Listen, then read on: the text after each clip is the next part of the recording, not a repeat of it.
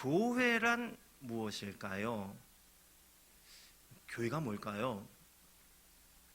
자, 교회, 이 헬라어로요, 에클레시아라고 발음을 하는 이 단어는 복음서 중에서요, 마태복음에서만 유일하게 사용하고 있는 단어입니다. 이 에클레시아는 무엇으로부터라는 뜻을 가진 전치사 에크에 부르다의 뜻을 가진 칼레오가 결합된 단어로 문자적으로 그대로 해석을 하면은 부르심을 받은 자들의 모임, 이런 뜻을 가지고 있습니다. 자, 교회가 에클레시아인데 무슨 뜻이라고요? 어떤 사람들의 모임이라고요?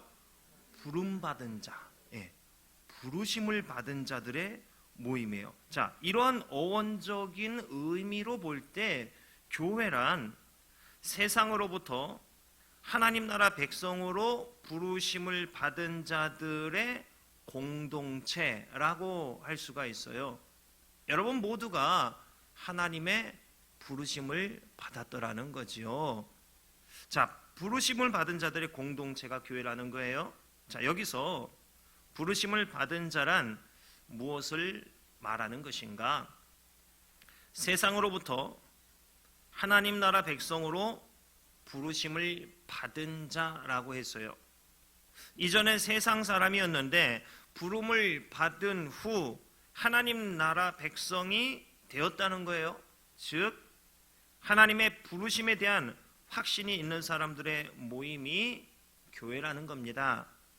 교회를 구성하는 성도는 하나님께서 분명히 나를 부르셨어 라고 자신 있게 말할 수 있어야 하더라는 거지요. 하나님이 나를 택하셨다는 확신, 나를 택하시고 부르신 분에 대한 신뢰와 믿음, 교회를 구성하는 성도에게는 이것이 있어야 하더라는 거지요. 물론 오늘날의 교회는 관계에 의해서 전도되어지기도 하고 여러 가지 이유에 의해서 교회에 출석하는 성도들로 구성이 되어 있습니다. 그런데 이 어원적인 어떤 본질적인 교회란 바로 이런 뜻이 있더라는 것이지요. 자, 그러면 교회가 왜 만들어지게 되었던 것인가?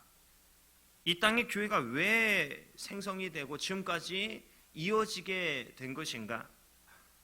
아니 그냥 나 혼자 하나님께서 나를 부르셨다는 이 소명, 이 확신, 이것이 있으면 되는 거 아닌가요? 하나님께서 나를 택하셨다는 믿음만 있으면 되는 거 아닐까요? 왜 굳이 교회가 만들어지고 교회에 참석해서 예배를 드리고 교회를 중심으로 해서 신앙생활을 해 나가야 하는 것입니까? 내가 믿음이 있고 내가 확신이 있고 하나님과 친밀하게 교제를 이루면서 내 신앙이 자라면 그러면 되는 거 아닙니까? 굳이 교회 갈 필요는 없는 거 아닙니까? 이런 생각을 할 수 있을지 모르겠어요. 코로나 시대가 되어서 많은 성도들이 교회를 출석하지 않게 되고 온라인 예배를 드리다 보니까 거기에 익숙해져서 굳이 교회에 출석하지 않고 주일에 집에서 예배 드리는 성도가 생겨나게 되었습니다. 나에게 예수 그리스도에 대한 확신과 믿음이 있고 주일에 예배를 드리면 되는 거 아닌가? 내 신앙을 유지하면서 주님과의 친밀한 관계를 유지하며 예배 드리면 되는 거 아닌가? 이런 생각 할 수도 있는 거잖아요. 왜 교회가 만들어지게 되었는가를 먼저 우리가 살펴볼 필요가 있습니다.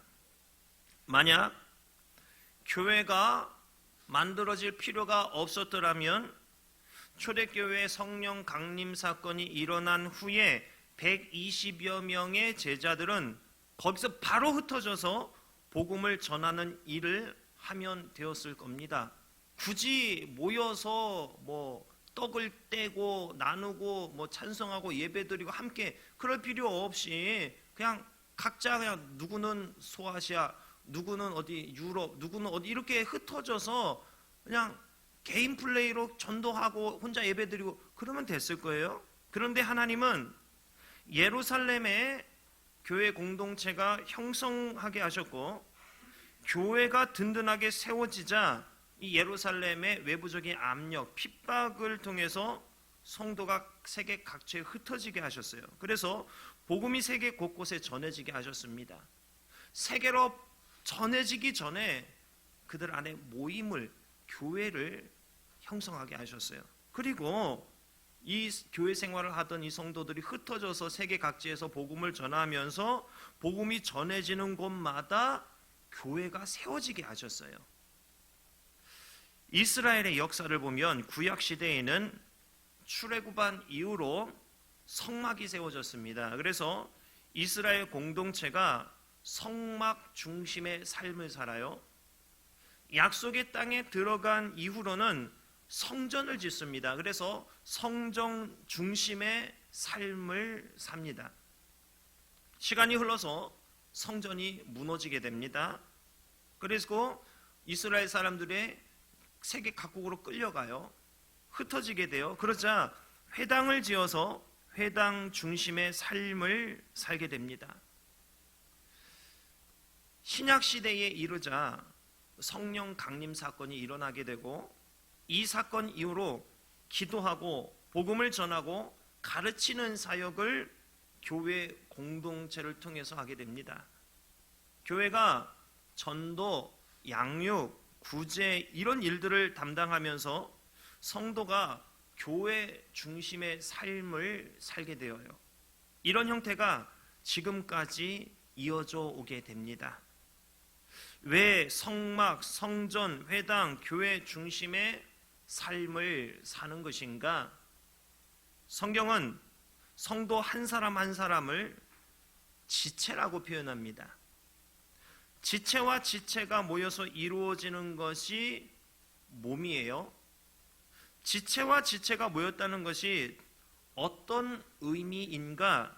로마서 12장 4절을 보면 우리가 한 몸에 많은 지체를 가졌으나 모든 지체가 같은 기능을 가진 것이 아니니, 이렇게 말씀을 합니다.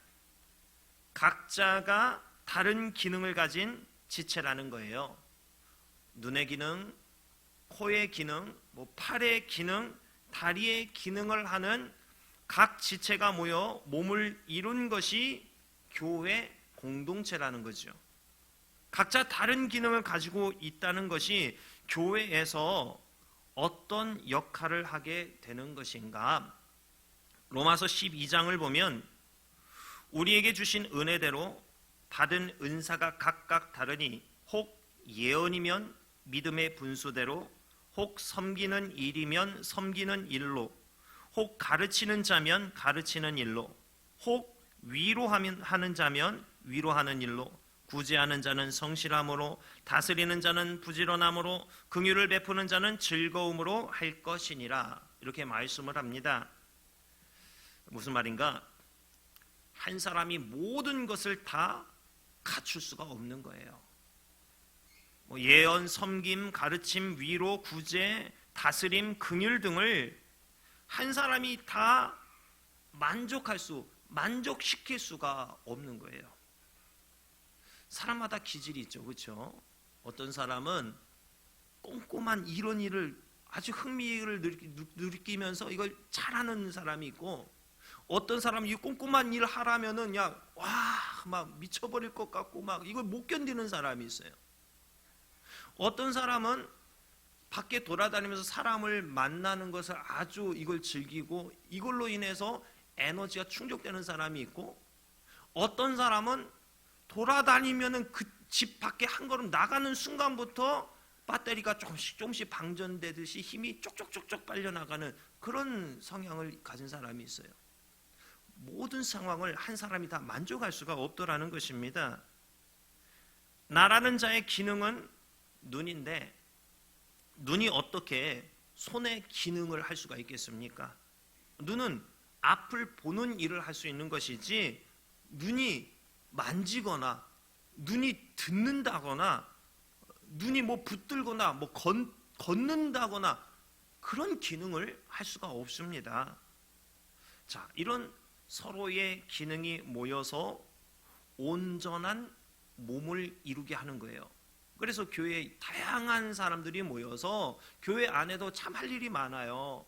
꼼꼼한 일을 해야 될 때가 있고, 만나야 될 때가 있고, 큰 것을 봐야 될 때가 있고, 세밀하게 봐야 될 때 있고, 다양한 일들이 있습니다. 서로의 기능이 모여서 온전한 몸이 이루어지게 되는 거예요. 예수 그리스도를 머리로 하여 각자의 기능을 가진 성도들이 모여서 한 몸 공동체를 이루는 것이 교회의 비밀입니다. 또 살펴보면은 오늘 말씀이에요. 오늘 말씀 가운데에는요, 서로 같이 돌보게 하셨느니라 이렇게 말씀을 하고 있습니다. 서로 같이 돌보게 하는 것, 이것이 교회 공동체의 이유라는 거죠. 교회 공동체는 바로 이 지체의식이 있어야 하더라는 거예요. 한 지체가 고통을 받으면 모든 지체가 함께 고통을 받는 거예요. 한 지체가 영광을 얻으면 모든 지체가 함께 즐거워하는 거예요. 이 모습이 그리스도의 몸이 된 모습이에요. 즉 서로에게 관심과 사랑이 있어야 하는 거예요. 이게 온전한 공동체의 기틀을 마련해주는 핵심 단어라 할 수가 있죠. 근데 저는요, 개인적으로 이 부분이 저도 좀 약해요. MBTI 테스트에서 저는 I 성향입니다. 사람들을 만나면 에너지가 집 밖을 한 걸음 나가면 에너지가 빨리기 시작하는 그런 성향이에요. 혼자 있는 것을 좋아하는 저는 집돌이입니다. 집돌이 스타일이에요. 뭐 말씀을 연구하고 준비하면서 골방에 틀어박히는 거, 이거는 저는 얼마든지 할 수 있어요. 그런데 사람들을 만나러 밖으로 나가는 게 이게 쉽지가 않은 거예요. 뭐 설교 준비, 기도, 뭐 이러한 것들은 신앙생활에서 저에게 참 잘 맞는데 어려운 게 있어요. 그게 뭘까요? 만나는 거예요. 이게 쉽지가 않아요. 저도 저의 이런 약점을 알고 있는 터라 노력하려고 시도를 하는데 이게 쉽지가 않은 거죠. 이런 상황에서 코로나가 터졌으니 저의 이 성향에 더 기름을 부어준 격이 되어버렸죠. 그러나 한계를 뛰어넘어야 되죠. 서로 같이 돌보게 하셨느니라. 이것이 공동체의 이유이기 때문에 그렇습니다. 여러분 한번 같이 따라서 해보시겠어요? 서로 같이 돌보게 하셨느니라. 네, 감사합니다. 이것이 교회의 이유예요. 왜 우리는 교회 공동체를 이루어 모여야 하는 것인가? 교회 공동체의 존재 이유에 대한 아주 좋은 말씀이 있습니다. 전도서 4장 10절 이하의 말씀에 이렇게 말씀을 하고 있어요. 혹시 그들이 넘어지면 하나가 그 동물을 붙들어 일으키려니와 홀로 있어 넘어지고 붙들어 일으킬 자가 없는 자에게는 화가 있으리라. 또 두 사람이 함께 누우면 따뜻하거니와 한 사람이면 어찌 따뜻하랴. 한 사람이면 패하겠거니와 두 사람이면 맞설 수 있나니 세 겹줄은 쉽게 끊어지지 아니하느니라. 함께하면 쉽게 끊어지지 않기 때문입니다. 함께하면 따뜻하기 때문입니다. 세상에도 이런 말이 있죠. 빨리 가려면 혼자 가고 멀리 가려면 함께 가라는 말이 있습니다. 하나님이 원하시는 것은 빨리 가는 거 아닌 것 같아요. 서로 각 지체의 기능을 하면서 함께 멀리 가는 것을 원하시는 것 같습니다. 주님은 우리가 도달해야 하는 목표를 향해서 야, 너 왜 빨리 안 가는 거야? 좀 달려 빠르게 더 빠르게 왜 안 가냐고 이렇게 다그치지 않으셔요. 왜 너는 전도 100명을 못 채웠느냐 하면서 다그치거나 혼내지 않으셔요. 내가 도달해야 하는 목표를 향해서 가고 있는가, 멈춰 있는가, 이것을 가지고 혼내시죠. 복음을 몇 명에게 전했느냐가 아니라 복음을 전했느냐를 가지고 평가하시고 뭐라고 하시더라는 거예요. 우리에게 중요한 것은 성과가 아닙니다. 함께 서로 같이 돌보며 온전한 몸을 이루고 있느냐, 바로 이것이 중요한 거죠. 우리는 이런 공동체를 이루며 복음에 대한 상향 평준화를 이루어야 됩니다. 그런데 오늘날 우리들의 모습을 보면 하향 평준화화 되어가고 있지 않는가, 이런 생각이 들 때가 있어요. 왜 그러한가? 함께 서로 같이 돌보며 이 의식보다는 공동체를 이루었으나 각자의 모습이 너무나 강하더라는 거죠. 많은 군중들 인파 속에서 외로움을 느끼는 게 오늘날 교회의 모습이 아닌가, 이런 생각이 들어요. 고독하면 쉽게 쓰러집니다. 초대교회가 그 심한 핍박 속에서도 살아남고 오히려 부흥한 이유가 무엇인가? 서로 떡을 떼며 서로 의지했기 때문에 그렇습니다. 예수님이 십자가에 달려 죽으셨을 때 모두가 숨어 있었어요. 그런데 스데반이 돌에 맞아 죽었을 땐 경건한 사람들이 스데반을 장사하고 그를 위해 크게 울었습니다. 숨어서 이런 걸 하지 않았어요. 더 이상 숨는 자의 모습이 아니어요. 사울이 교회를 잔멸할 때에 각 집에 들어가 남녀를 끌어다가 옥에 넘기는 일을 했습니다. 이때에 성도들은 숨어 있지 않고 두루 다니며 복음의 말씀을 전했습니다. 오히려 더욱 결속력이 강해졌어요. 어떻게 이런 변화가 일어나게 된 것인가? 숨어있던 인생이 어떻게 더 결속돼서 당당하게 복음을 전하는 이런 삶으로 변하게 된 것인가? 한 사람이면 패하겠거니나 두 사람이면 맞설 수 있나니 세 겹줄은 쉽게 끊어지지 아니하느니라. 무슨 말입니까? 초대교회 성도들은요, 모이게 힘쓰면서 두 겹, 세 겹 줄이 된 거예요. 혼자 있으면 어떤 일이 일어나게 되는가? 구약에 엘리야 선지자, 참 선지자 중에 불의 선지자로 아주 유명하죠. 능력의 종, 능력의 선지자 엘리야는 갈멜산에서 큰 승리를 했습니다. 하늘로부터 불이 내려서 제단이 타서 그 대결에서 승리하는 그런 사람이 되었어요. 자, 승리 후에 이세벨이 엘리야를 죽이려 한다는 말을 사신을 통해서 엘리야가 듣습니다. 그러자 엘리야는 자기 생명을 위해 도망을 가요. 방금 전까지는 자기가 섬기는 신으로부터 해서 하늘에서 불이 내려서 다 활활 타올라서 대적자들의 이걸 다 죽이는 그런 일을 했어요. 그런데 이 여자의 한마디 때문에 무서워서 벌벌 떨기 시작하는 거예요. 생명을 위해서 도망을 가요. 브엘세바의 자기의 사환을 거기에 머물게 하고 자신은 광야로 들어갑니다. 하루길쯤 걸어요. 뭐 하루를 걸어야 도달할 수 있는 그 거리를 하루 동안 계속 걸어간 거예요. 그리고 한 로뎀나무 아래에 앉습니다. 그리고 자기가 죽기를 원하며 하나님께 말합니다. 여호와여, 넉넉하오니 지금 내 생명을 거두시옵소서. 나는 내 조상들보다 낫지 못하나이다. 성도가 혼자가 되면 이렇더라는 거예요.